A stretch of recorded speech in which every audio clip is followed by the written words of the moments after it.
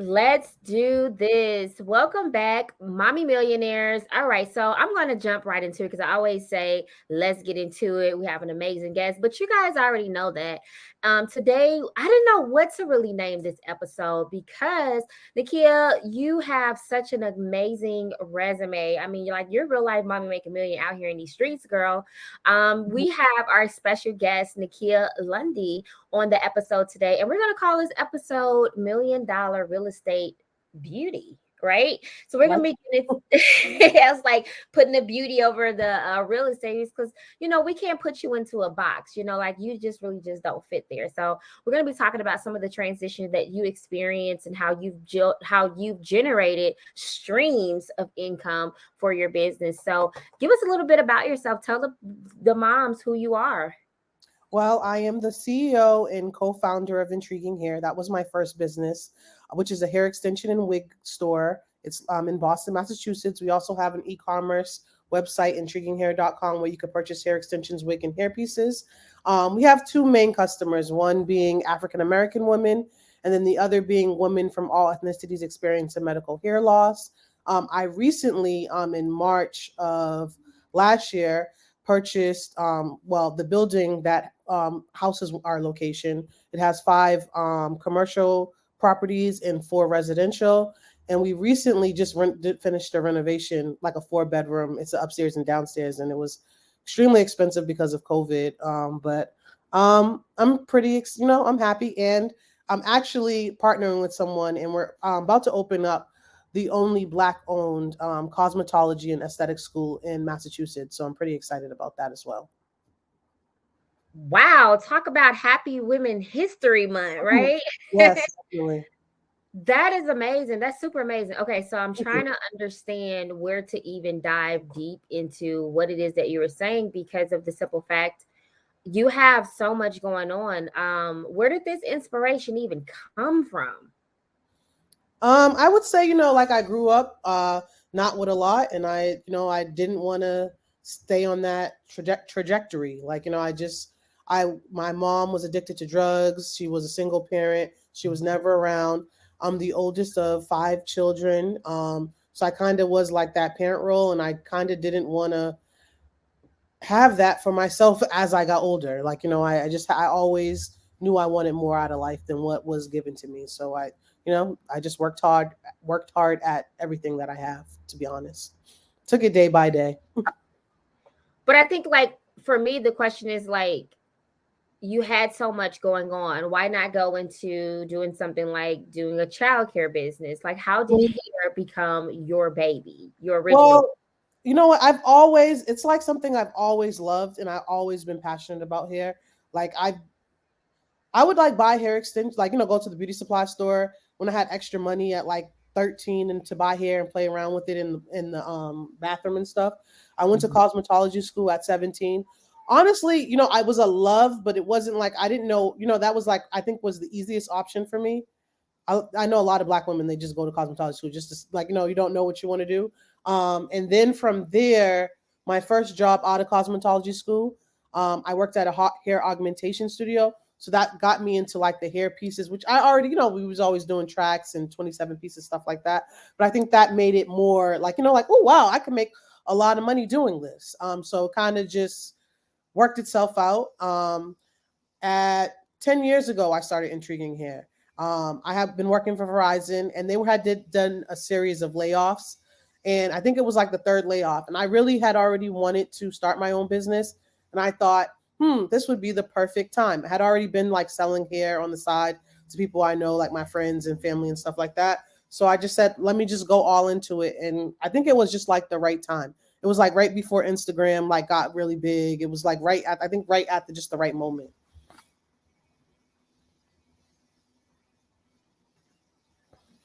I can't hear you. That will probably help if we come off mute. So I was saying, so you probably got started around 2024, 2014, 2015. Is that around the time that I got formalized in 2013. So I'd say maybe like 2012. Like I had start, like doing it, like not really formalized yet, but it was like 2013. I remember August 2013 is when I created my LLC. I know that for a fact. Got it. Because when you were saying like Instagram before it got popular, I know I started my boutique in 2014, and I summarized my story around that timeline. So you're right. You got started very early in the hair care industry. And what I like truly most about what you're saying is, I was the oldest. A lot of the responsibility did fall on me. I wanted to be a generational curse breaker. You definitely did that. And then not only that, what I also love about, because I was looking at some of your marketing, I always kind of like pry a little bit. Mm-hmm. And so your marketing is amazing. Like when we think about hair care business and we think about just what really truly differentiates us in the marketplace, what I love most about what you're saying to me in your story is not so much that I just sell bundles. I don't just sell bundles. Like you stated, I do hair augmentation. This is a totally different ball game. And then for people that are losing, hair, you're restoring that beauty back to women, and to be able to position yourself as an expert in your industry in that form. I think that's why your business really has sustained probably thus far. And then just to kind of go back to some of the marketing that you had, I see the influencers that you were using very early on. And I think that's big. So what inspired you to even use influencers? Well, you know what? It's interesting that you said, like, just what you were saying is I always thought, like, when you do anything, I always wanted to be the best so that a customer can't question my legitimacy. Like, if everything looks just like, really spectacular, it's like there's no questioning, is this legit business? Like, so that's what I always wanted to make sure that it just looked like legitimate, like that I looked like the top players in the game. I remember when I started, I think like Indique was like really big then, and I was like, I have to be like so similar to Oh, Indique. I remember them. I remember that company. Yeah. So I was like, I had to be so, and they're like headquartered out of Boston, even though they have locations in a lot of different states. Yeah. So I was like, I had to be on that level so that when someone wanted to buy from them, I would be considered an option. And then when Instagram first came out, I was like, and like it was really really big. Like I would get I went to like major cities like Atlanta. Atlanta was big for me. LA was big for me, and then I just chose girls that had huge followings of women. And that like just them showing their everyday lifestyle before like lifestyle branding was a thing. I think that helped me as well. Mm-hmm. So the vision was there, and I love the fact that you said you did a lot of, I don't know if you knew it back then, but you were doing competitive research and market research, and knowing who were the top dogs, top players in your industry. And you're basically saying I can be just as good, if not better than them. And I don't even hear people talk about Indique hair anymore, no shade to them or anything like that.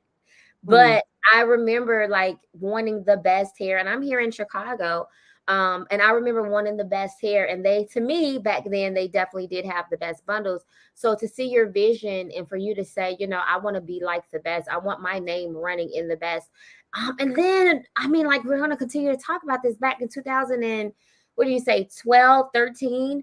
Like, where were you getting funded? Because we weren't talking about no PPP loans. We weren't talking about people just getting business loans being handed out to you. Like, where was this funding even coming from?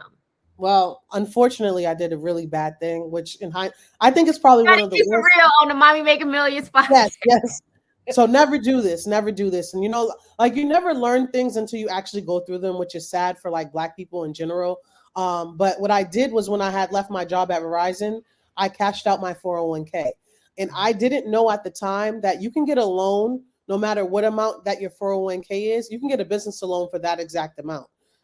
Which, like that was just like ridiculous. I think I lost like 30% of whatever my 401k was because I cashed it out early. So, it was, but I mean, I bet on myself. I don't regret it, but I would never advise anyone to do that in the future.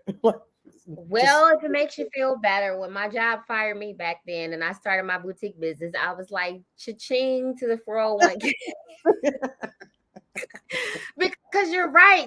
We don't know. There was no guidance there. Yeah. It's not like we have a 20-year term life insurance policy we can borrow against. It's not like we have generational wealth. And again, nobody was handing out like, here you go. Here's even grants. Like, I just I don't ever know. remember grants being so, like, I don't know if we're in a time now where we as entrepreneurs are making the path easier for a lot of people behind us, as we should. So I do see a lot of non-for-profit or organizations that are now funding business owners, and it's amazing to see. But I know what you were going through back in 2012, 2013, trying to figure out how to get this done without funding. So I just definitely commend you on that, and I don't want to skip over that before we get to talking about really you diversifying your portfolio, because I want you to just really realize, and I want someone else that's listening to identify like truly how far you've come, because maybe their credit sucks, maybe they don't have the business funding, maybe they don't have the 401k. I think one year I was funding my business with my taxes every year. It was awful, it was horrible. But people need to understand, like, hey, don't make this mistake. I never knew you can borrow against and take a loan out, like the way you were saying it. So that's the reason why we have these conversations. And it's just to allow us to, make that connection and be the bridge to the next woman, the next mother, the next CEO, truly boss up where she is in her business. So thank you for sharing that. So, all right, so we have the hair care business going. We have the Mhm. influencer marketing going. The hair business is booming. What made you transition into real estate? Because I believe you said you had 5 commercial properties and 4 residential. Did I get that right? Mhm. Actually, I have two. I forgot. I have another two family that I have. So yeah. Actually, well, if So I give could go us back, the facts. Give us the facts. well, if I could go back, well, this is the thing I know about real estate. Real estate creates the most millionaires. If I had extra money, that's what I would invest it in. Like even my industry, the hair industry is so like fickle. It's up and down. Real estate builds generational wealth. I Mm, bought my first property at 24. I got an FHA loan. I only had to pay like 3% down. And right now, like just like how you said grants, there's so many programs now than ever before. Like I think they have, like, even in my state, they give you like $50,000 down to buy a property, which basically is a down payment for FHA loan. You only need a 620 credit score. So I bought my first property at 24 for 230,000. It was a two family, but it had a lot of land. It was bad. Like I remember when I brought my like family to look at it. They was like, "What kind of midget house is like?" It was bad. Like it was like, "You sure you're gonna live here?" I was like, "It's gonna be mine." So what? I don't even care. Now, right now, that house that I bought for 230,000, it's now worth 800,000. So, wow. and that was 12 years ago. So see how much equity that I can now use that equity to purchase another property. And then actually, I'm planning on actually building 9 units on that extra land, which like. So I always say just start, and then the first thing I did was too is the first property I bought was a multifamily because I wanted to get. I knew that just in case something happened, I have that extra source of income to pay the mortgage. And most of times, like honestly, most rent is more than the mortgage. Like especially where I'm at, where I live, Boston, real estate rental is extremely high. I always advise people to always buy if you can because you're going to pay less. You're going to pay less. Like the average, like let me see, a three family in Boston right now is like 2,700 to almost 3,000. A mortgage on that same property is like 1,200. So Wow. like it makes sense to buy. Like it just makes Yeah. sense. I Um, saw a post, and I don't know if you saw this post lately. They were saying this, it was a mom and her kids inside of this like really shacked up. It was looked like very ran down, abandoned property, but it was saying that, and I don't know how true this is, but it was the caption says she took her income taxes and she bought 2 properties. Did you see that post? I didn't see that. I didn't see that. And it's the most raggediest. property ever, but the vision is there. It's like, ha ha ha, y'all laughing, but this is property, like Monopoly.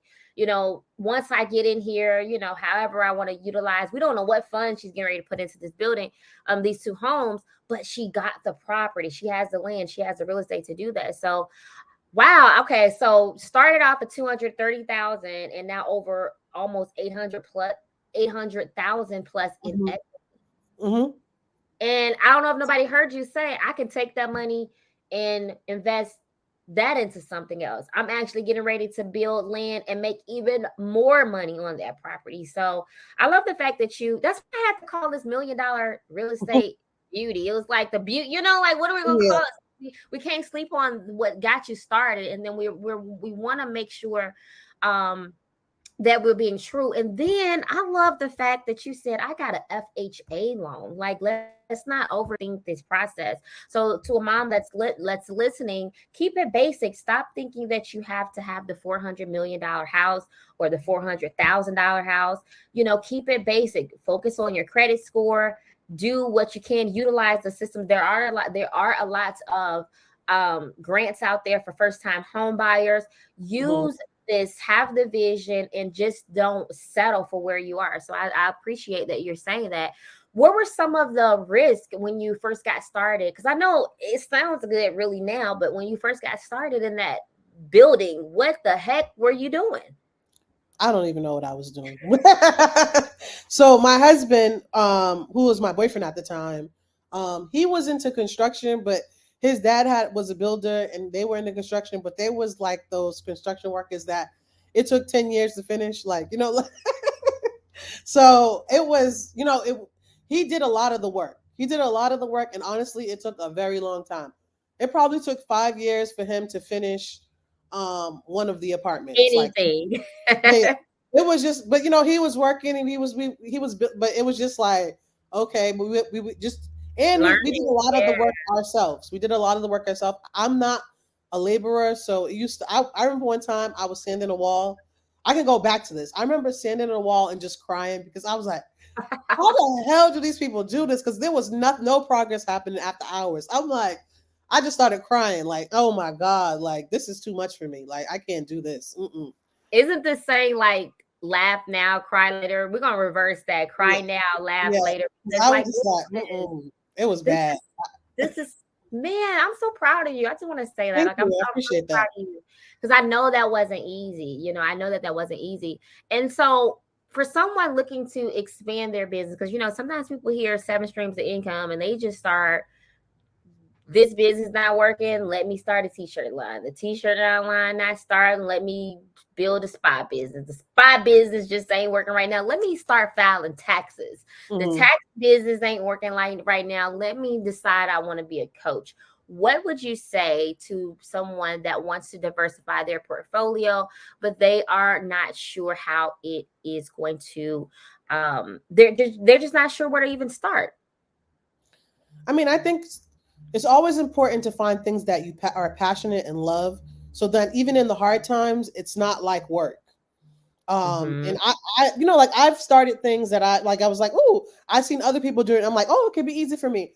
And I was just like, I didn't know the market well enough to do it. Like, like it's like sometimes you're looking out. Like I always tell people, like you're looking outside thinking everything's great, but you don't know all of the issues and the problems, especially like the hair. I try to tell people sometimes like the hair industry itself, like to source hair is very like you're getting it from another country. You're going to be dealing with like people like sometimes they don't even want you to use PayPal. They want you to use Western Union. There's no, like you can't recourse if they send you bad hair. So you Yeah. just like I think like you should have some knowledge of the industry. And there's so many free resources. I tell people like people think that it's so hard to start a business, but there's so many like programs now more than ever before. With the George Floyd thing, all these different organizations. I was telling someone I did this training the other day and I was like, Chase has a program, Citizens Bank, Bank of America, Verizon, they all have programs now that you can sign up for free, put your email, and you could do all these free like classes about different things, about marketing, about Mhm. financing. But I think more than anything, you just should be passionate about it. Like, don't just think, oh, like if you really think, oh, I'm just going to make a lot of money in it, it's probably not going to work out, because you got to be okay when it's bad too. Like, like it takes time to build. Like it takes time to build. It's not going to happen overnight. It's not going to, it's like, there are those exceptions. Like I tell people, like everyone thinks that they could be Ming Lee. There are that unique exception, but for the most part, everybody has to put the work in. And I would say you have to put the work in, or you have to pay to play. And pay to play means you need a lot of money to make it happen. And a lot of us don't have that. So put in the work in is, I think, like, just usually the route that most Black people have to take is putting the work in. So I just say like just love what you're doing. But I was always against multiple streams, to be honest. Like I always focused on hair, and then I realized that it's not like, sometimes when markets dry up, you do need those extra sources of income. So I do like that younger people, like, people in their 20s, they're like diversifying more, like in the beginning, versus like someone my age, where I started later. Like I wish I did start earlier, but I was just thinking I needed to just be the expert in this field, and this field was going to do well. But then look at COVID happened, and if I had only one source of income, I'd probably be on the streets. So, Wow, you said a mouthful, Nikia. I know, right? No, it's a good mouthful. It makes you sit there and think, because I try to always listen to whoever I'm interviewing, and I try to pick out, something that they're saying that I think or believe truly resonates. But I also have guests where I feel like they are dropping not only just gems, because we always like to, oh, she dropped gems. No, you dropped some real life lessons that can be utilized and applied. There's so many free resources out there. If you want it bad enough, go and research, find it. You definitely do have to pay to play. If you don't have the time to play, then you need to have the money to pay. Okay. And a lot of us don't have that. So a lot of people getting started, I'll say, definitely don't have that. And so never forgetting just like where you're coming from, but also keeping that focus about where you're going. And then some of the lessons. So I want to talk about some of the lessons that you feel like you've learned. Like, what were some of your biggest lessons that you learned in either your hair company or in real estate? I would say the biggest lesson I would have learned is that I can't do it alone. And I need to, like, there are mentors, there are people that can help me. Like, I don't have all the answers. And sometimes if I just followed what I think I know, it's more costly than asking for help. Because, like, I think I'm getting out of that, but I'm a very prideful person. And I thought, like, it's like, I don't like asking for it, even though I have lots of people that say, if you ever need anything, I never utilize them as I should. So I think it's important to always talk to people that even have done what you're trying to do, because they can just, like, just having a conversation, you'll get something out of it. Like, oh shoot, yeah, I'm going the wrong direction. I shouldn't, like, I shouldn't do it that way. I should do it this way. So, that's what I would say. And then just making sure that I have people that, like, a lot of my mentors tell me this, is that to really grow your business, you can't be working in your business. You can't be doing the daily task. So delegating that and being okay with that is like, like, I have to be. I used to be so hard, like, have to be like I'm like, no, I have to see what they're doing. It's okay to inspect what you expect, but you got to give people free will to, like, do it their way too. So yeah, I would say that was the biggest lesson, giving other people the reins and learning to do that, and to reaching out to people that I know, or even new people, or making sure I network, going to different business events. Like, I would go to business events, like, I'm going to go, and then I would just sit in the corner and not say anything to anyone. And then just, like just making sure. I just recently, like, Shopify invited me to New York. I was like, you know what? I'm going to go. I went, I met so many different people. Like, I met this esthetician, we might be partnering with something. And just like, sometimes it's just starting the conversation, because you never know who anybody is. Like, you never know. Like, so how, when I got the building, I had a problem with getting funding. I just talked to this older white lady that was across the street. She ended up being a program manager for an affordable housing nonprofit, and she connected me with a lender that was able to give me affordable rate. Like, you just never know who people are. So, like, don't judge people based on how they look, or don't be afraid of thinking like someone's not like you're not enough. Like you don't have like that. You can't talk to anyone because you can just come as you are and be authentically you, and you have value. Like you have value. So, um, I mean, yeah. Nikia, you just keep going on and on and on and on and on and on, girl. You're giving the real gems. Like, I like it. You never know who you're talking to, though. That's Yeah. the real thing. Like, I'm on the airplane talking to whoever. Like, what you doing? You know what I mean? Like, you never know who people really are. And I think that that's the significance and the beauty of building those connections.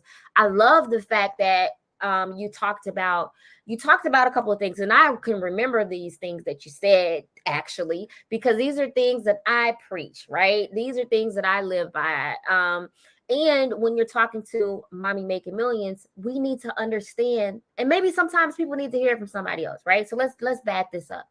You need a mentor, you need a coach. Get the experts to come in, get the strategists to come in. Use your best judgment, but you can only grow to the level that you're supported. You can only grow to the level that you understand. So having other people come in, having coaches and mentors, they're helping you get there quicker, right? It's not to Mhm. say you don't know what you're doing. It's not to say that you don't already have value, but it's saying that I am not the expert in this. And I mean, CEOs, we do this all the time.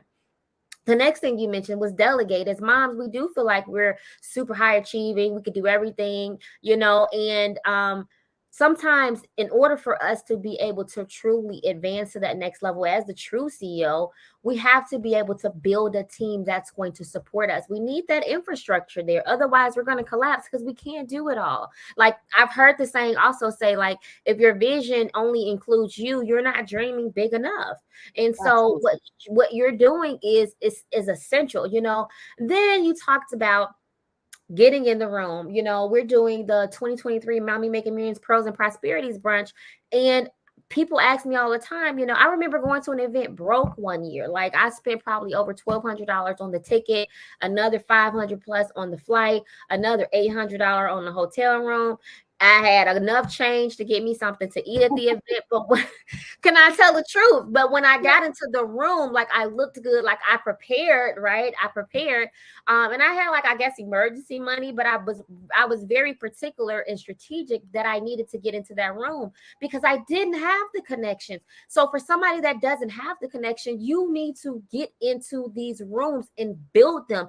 The life that we want, the connections that we want, the businesses that we're trying to build, they're not going to be built from us just being at home behind the computers and not taking that next step. I love the fact that you talked about even Shopify. Like I know none of these people that are going to probably be in this room, but the connections, the value of the connections is everything. So I love having you here on the Mommy Making Millions podcast. I think that you're you're showing proof why you have had so much success thus far, and I know it's not always easy. So let's talk about that. What are some times where you really felt like giving up? Have you ever felt like I can't do this isn't working? Because we're gonna talk about the good, right? But let's talk Mhm. about the nitty gritty. Like, you know what, forget it. Yeah. I mean, I was really there rather recently. I would say, okay, so 2020 when the pandemic happened, our business had to be shut down because all businesses had to be shut down. And then like some people decided to like vandalize and go through my store, steal all this stuff. And at the time, I didn't have insurance. That happened. I remember I was in the bed. I couldn't even get up. I was like, I can't take it no more. Like, and then I had just remodeled. That was the thing too. I had just remodeled. So I was like, oh my God. Like, I was like, they're gonna kill me. I just can't take it no more. I had to even go to therapy over it. Which I was always against therapy. Like, I was like, oh, I don't know if I need to talk to somebody, but allowed me to talk to someone. It brought like a lot of things that I put in the back burner from like childhood. So that was great. But so yeah, no, I was really depressed because I was like, what am I gonna do? Yeah, because Like you my built this thing. employees, I have to pay my employees. Like I was like, I have to pay my employees. All my inventory's basically gone. Like I How have did you to. climb out of that? How did you climb out of that? I mean, I just put faith in God. I'm such a big believer in like, when you could be. I've told someone this recently because they did a post like, I'm done, I quit, it's over for me. They cried, and I called them up and I said, there's been so many times I was feeling just like you. And over a 10-year span, I've had that moment so many times, like it's over. I remember I had like one of my accountants had been stealing money from me, and he hadn't been paying my sales tax. The IRS contacted me and they basically was saying like I had to pay like 30, or I think it was like 30 to 50,000. I didn't have it, and they froze all my bank accounts. They were like, "We're gonna put a lock on your door," and they was gonna put a big sign, like an orange sign. I was like, "Oh my god, like that is gonna be so embarrassing." They're gonna post, like, someone's gonna see it and post it on social media. But I'm just such a firm believer in that when you just believe in God, just random things will happen, like just magically. Like, again, I knew someone. My husband, I talked to him, told him what happened. He contacted his friend who was an accountant. I had a meeting with them. They used to work for the IRS. They were able, based on their own personal relationship with the IRS, and to make a payment arrangement, even though they said that it was no payment arrangement that could be made. I had to pay the lump sum and it was going to happen. So there are so many times when it's like death is on your doorstep, and then just randomly things just happen positively. And I always say, like, life's like a roller coaster. Like you'll have downs, but once you're down, what's gonna happen? It's just you can just come back up. That's just all that's gonna happen. So there's been so many times. There's been countless times when I was like, oh my God, it's over. Like, like there's no money. I don't know how I'm gonna pay my employees. I don't know how I'm gonna get inventory, and just things miraculously work out. And I also am a firm believer on sacrifice. Like, like I know I'm about to do a school right now, and I can't make. I usually, when I do podcasts, I be having my makeup done. I can't do that. I gotta stop having my nails done. I gotta stop going out. There's a level of sacrifice that you have to take to get to the next level. As long as you sacrifice something, you could use that money sometimes, like how you said with your taxes. Like, I've done that before. Like, you just got to make sacrifices for yourself to get to the next level. And I believe in, like, always helping people too, because I can always go to my network. Like, like it's always people sometimes expect to always receive. Like, you also have to be a giver. Like, I make sure that I'm a mentor at an accelerator program for Black people. I give my time to them because there's someone that has given their time to me. Like, you have to make sure you do those things. Life is giving, take. It's not always about always getting from someone, because you never know when you do need that person, but you also should be giving back as well. Wow. I feel like it's no way for anybody to and it's no way for anybody to not listen to anything that you said and not use some of these tangible Hold on. I'm sorry. Can I hold on 1 second? I'm sorry.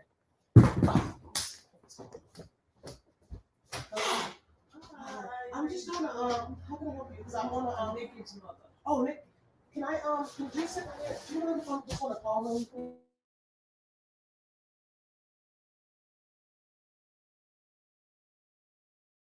Hello? I want to keep us, because I know we're pressed on our time, but I want to say that I'm just extremely thankful to have you. Like, we're gonna have to come back and have another part 2. I always say that. Like, I'm always saying that because I don't want us to get lost in the thought of some of the things that you're saying. But I feel like we was about to have plastic collection plate at one point. But what you're saying was so essential. It's so valuable, and it's no reason why you are not in the position that you're in today. So I definitely thank you. What's next for you? Well, obviously the cosmetology school. That's a huge undertaking. And I'm pretty excited about that. Like, super excited. When I knew that if I did do another business, I needed a partner, and I just like racked my mind. And then the first person I thought of, I reached out to them, and they were super excited to be on board, and they brought something even bigger to the table. So that's what's next. And I'm super excited about that. Awesome. Okay, well, thank you so much, Nikia. We appreciate you. I'm going to make sure I drop all of your information inside of our podcast notes and our show notes. And so you can be found on Intriguing Hair at Intriguing Hair on Instagram. Anywhere else that people can find Everything's you? under Intriguing Hair: Facebook, LinkedIn, Twitter, our website, intriguinghair.com. If you have any questions, if you're in the beauty industry, you have questions about real estate, feel free to reach out to me. I'm always an open book. Yeah, and I know we didn't have a lot of time to talk about it, but you also do credit repair as well. Yes, I do. Right. So Mhm. these are things that do go together, right? Right. So Yep, they helping build business credit. I kind of I started to help to do it for myself, and then I other people, entrepreneurs, business owners needed it, so I said, let's start a business doing it. I love it. You solved your own problem. That's how businesses are started. You solve one problem, and then you feel like you got the cheat code, and you can show someone else to do it. So thank you so much. I look forward to talking to you. Much success and blessings to you on your endeavors, and I'll be checking in on you, girl. All right, thank you. This was an enjoyable conversation.